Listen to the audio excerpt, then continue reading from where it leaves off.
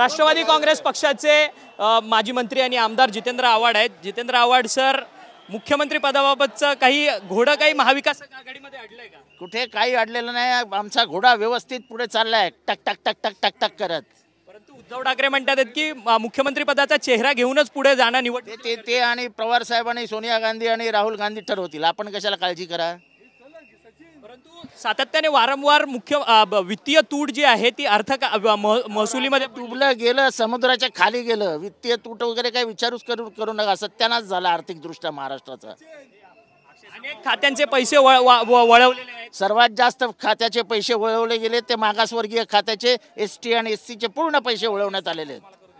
आपण पाहिलं की हे होते आमदार जितेंद्र आव्हाड होते, माजी मंत्री। त्यांचं म्हणणं आहे की सरकारने पैसे वळवलेले आहेत आणि पैसे जे आहेत वळवून, इतर खात्यांचे पैसे वळवून योजना ज्या आहेत ते सरकार कुठेतरी चालवतंय।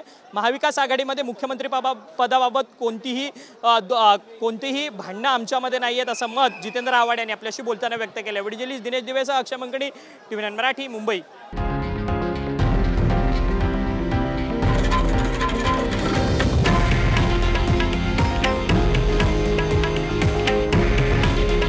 हे आहे देशातील नंबर 1 न्यूज नेटवर्क आणि आपण पाहत आहात TV9 मराठी।